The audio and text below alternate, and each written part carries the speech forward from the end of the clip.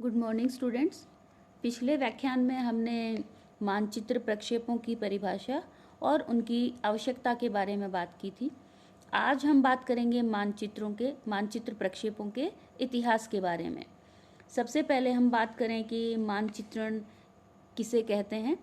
तो धरातल पर विभिन्न स्थानों या बिंदुओं के बीच की दूरियों एवं कोणों को मापकर उन्हें समतल सतह तथा कागज इत्यादि पर मापनी के अनुसार तदनुरूपी दिशा में अंकित करके उन स्थानों की अवस्थितियों को चित्रित करना मानचित्रण कहलाता है।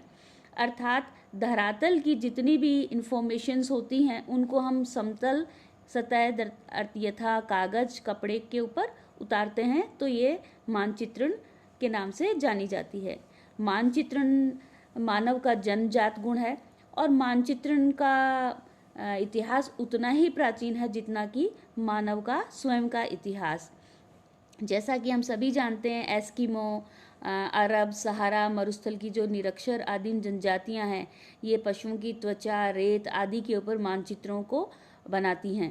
इसके साथ ही आदिम मानव को हम देखें तो उसने भी विभिन्न रंगों के द्वारा गुफाओं के अंदर धरातल की कठोर सतहों के ऊपर मानचित्रों का निर्माण किया है।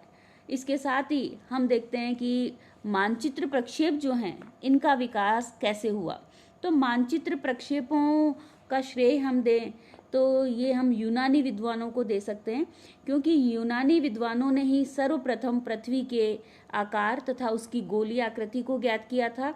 इसके साथ ही पृथ्वी पर भूमध्य रेखा, उष्ण कटिबंधों की स्थिति, ध्रुवों की स्थिति, साथ ही अक्षांश देशांतर प्रणाली का विकास किया और इसके साथ साथ प्रक्षेपों की रचना का शुभारंभ भी ग्रीक्स के द्वारा या यूनानी विद्वानों के द्वारा ही किया गया। तो हम कह सकते हैं कि मानचित्र प्रक्षेपों के सर्वप्रथम आविष्कार का श्रेय जो है वो प्राचीन यूनानी विद्वानों को दिया जा सकता है। इसके साथ ही हम बात करें विद्वानों की, तो ईसा पूर्व कई विद्वानों ने जो है अपना योगदान दिया है, जिसमें सबसे पहले हम बात करते हैं पाइथागोरस की। पाइथागोरस ने सर्वप्रथम ये बताया था कि पृथ्वी जो है उसकी आकृति गोलाकार है, यानी पृथ्वी की ग्लोबीय आकृति का वर्णन जो है वो पाइथागोरस के द्वारा किया गया। इसके बाद नेक्स्ट जो विद्वान आते हैं थेल्स। थेल्स का जो काल रहा है ये है लगभग ईसा से 600 वर्ष पूर्व। इन्होंने उस काल के अंदर खगोल मानचित्रों को दिखाने के लिए नोमोनिक प्रक्षेप का प्रयोग किया था और इन नोमोनिक प्रक्षेपों को उस काल के अंदर जन कुंडली या होरोस्कोप के नाम से जाना जाता था। एक तरह से हम बात करें तो नोमोनिक प्रक्षेप जो हैं वो विश्व के सबसे प्राचीनतम प्रक्षेपों के रूप में जाने जाते हैं।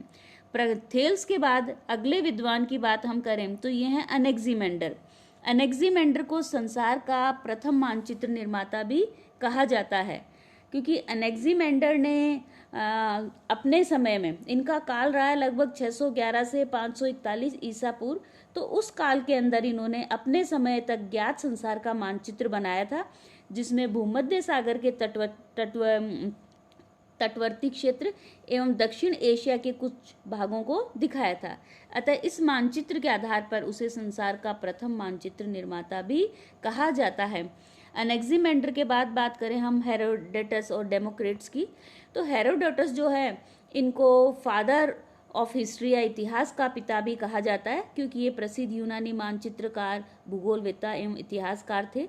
इन्होंने विश्व का मानचित्र बनाया था और इस संसार के मानचित्र के अंदर इन्होंने यूरोप महाद्वीप, इसके साथ ही अफ्रीका महाद्वीप को लीबिया के नाम से और इसका जो पूर्वी भाग है वो एशिया महाद्वीप के रूप में प्रस्तुत किया है।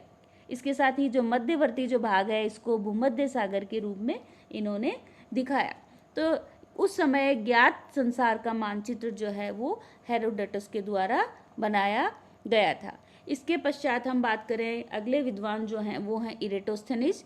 तो इरेटोस्थनीज की भूगोल के अंदर योगदान की बात करें तो इन्होंने सर्वप्रथम पृथ्वी की बिल्कुल शुद्ध जो परिधि जो है उसको ज्ञात किया या परिधि का मापन किया था। एक तरह से हम कहें कि पृथ्वी की परिधि की सही गणना की और तत्कालीन ज्ञात संसार का मानचित्र बनाया, जिसमें इन्होंने 7 अक्षांश और 7 देशांतर रेखाएं प्रदर्शित की थी। इसके साथ ही इनके जो मानचित्र जो बनाए गए थे, उन मानचित्रों के अंदर अक्षांश और देशांतर रेखाएं जो है वो आयतों के रूप में बनाई गई थी या प्रदर्शित की गई थी।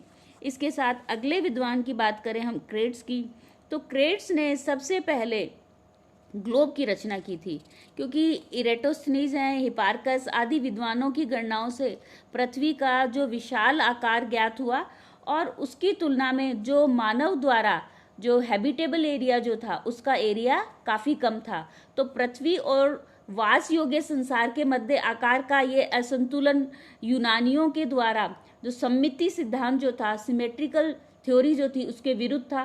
तो इस सिद्धांत को हल करने के लिए इस समस्या को हल करने के लिए क्रेट्स ने लगभग 150 ईसा पूर्व में पृथ्वी के लिए ग्लोब की रचना की, जिसमें जो वास योग्य संसार तथा उसको संतुलित करने वाले 3 कल्पित महाद्वीप जो है इन्होंने प्रदर्शित किए।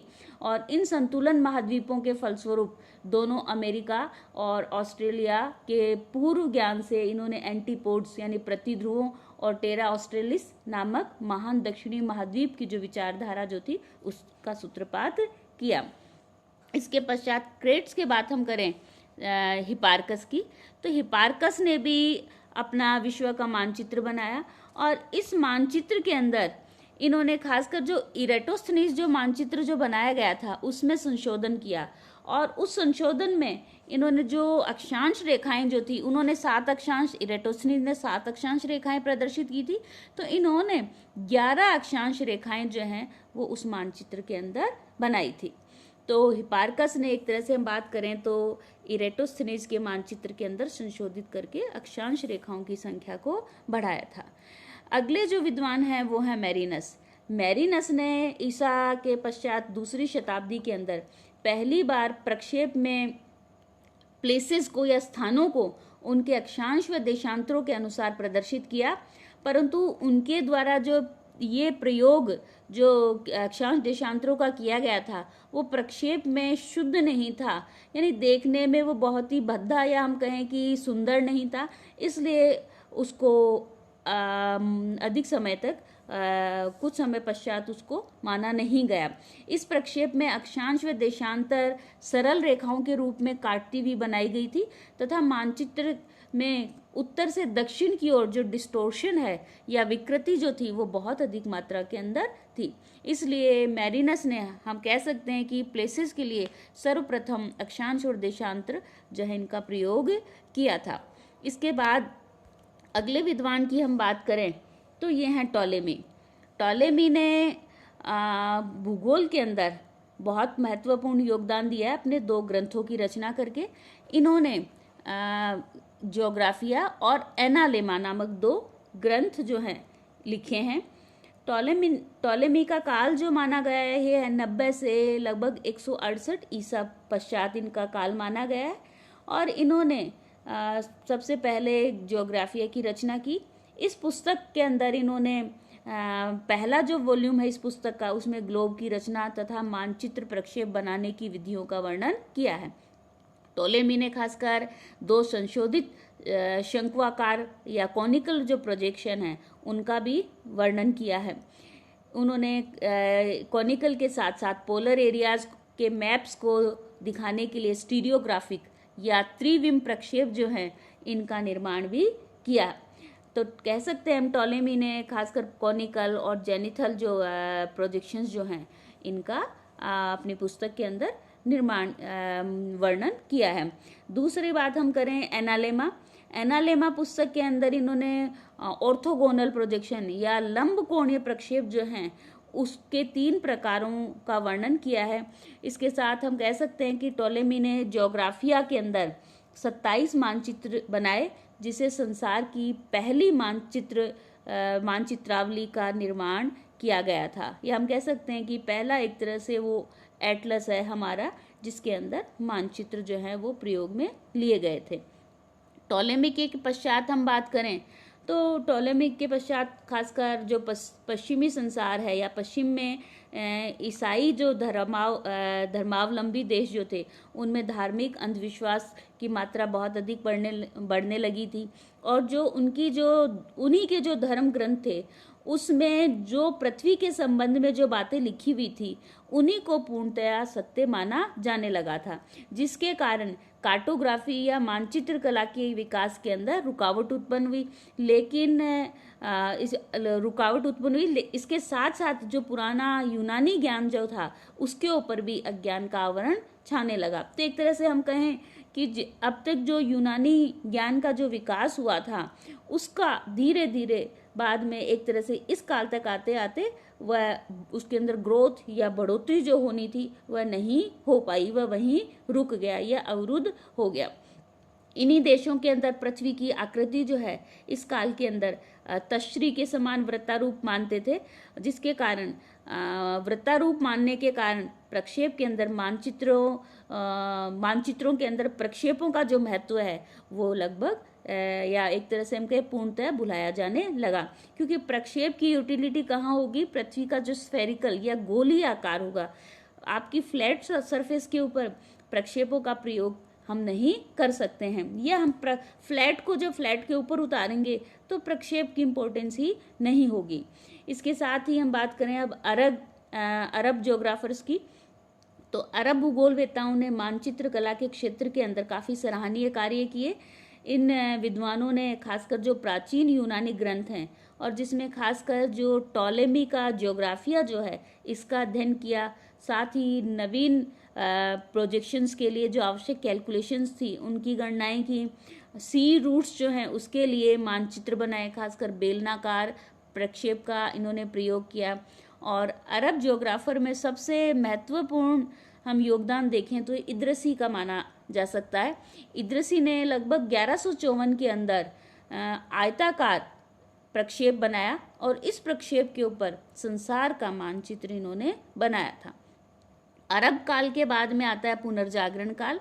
पुनर्जागरण काल का इतिहास जो है, ये माना गया है 14वीं से लगभग 17वीं शताब्दी तक के अंत तक का जो पीरियड है, इसको हम रेनेसा एज के नाम से जानते हैं। इस काल के अंदर मानव के द्वारा ट्रेवलिंग्स बहुत अधिक मात्रा में की गई हैं और जिसके नए नए महाद्वीप हैं, नए नए द्वीप हैं, नए नए क्षेत्रों की खोज की गई हैं।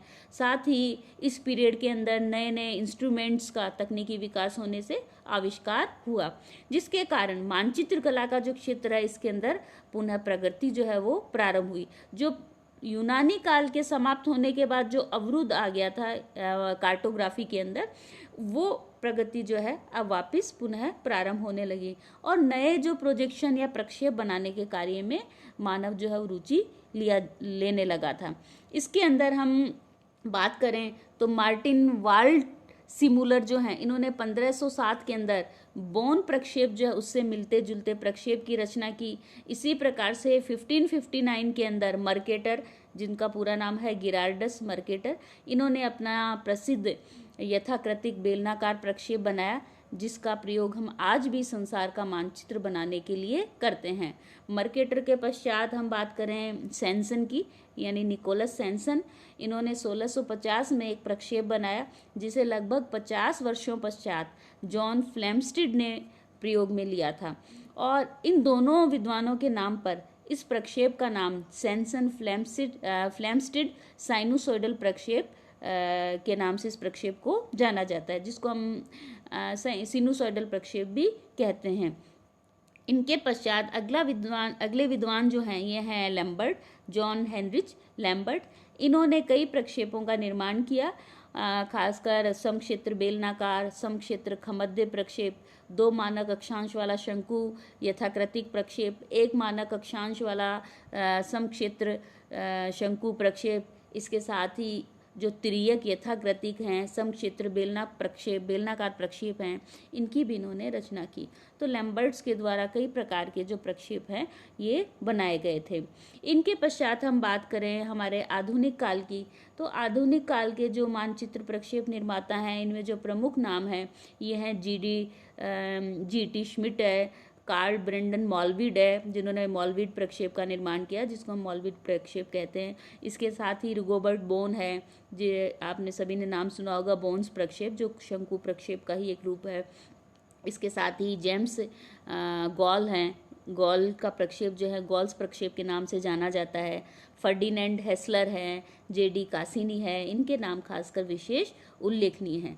तो ये तो था मानचित्र प्रक्षेपों का एक संक्षिप्त इतिहास, यानी यूनानी काल से जो हमारे मानचित्र कला प्रारंभ हुई, उसमें किस प्रकार से विद्वानों ने प्रक्षेपों का पहले तो अक्षांश और देशांतर रेखाएं बनाई और उनके द्वारा प्रक्षेपों का निर्माण किया और पृथ्वी के भूभाग को समतल सतह पर दिखाने के लिए अलग अलग प्रकार के प्रक्षेप बनाए। क्योंकि पिछले व्याख्यान में हम चर्चा कर चुके हैं कि कोई भी प्रक्षेप जो है वो सर्वगुण संपन्न नहीं है। तो पृथ्वी के किसी भी गुण को दिखाने के लिए, यानी हमें एरिया दिखाना है तो उसके अनुरूप हमें प्रक्षेप बनाना पड़ेगा, आकृति दिखानी है तो उसके अनुरूप प्रक्षेप दिखाना पड़ेगा, और इसके साथ ही आपको ट्रू डायरेक्शनल यानी दिशा शुद्ध दिखानी है तो उसके अनुरूप प्रक्षेप का निर्माण हमें करना पड़ेगा, तो ताकि वह गुण उसके ऊपर शुद्ध रूप में आ पाए। तो ये तो था मानचित्र प्रक्षेपों का संक्षिप्त इतिहास। अगले व्याख्यान में हम मानचित्र प्रक्षेप संबंधी जो भी हमारी रिक्वायरमेंट होती हैं, जो आवश्यक तथ्य होते हैं, उसकी चर्चा करेंगे। धन्यवाद।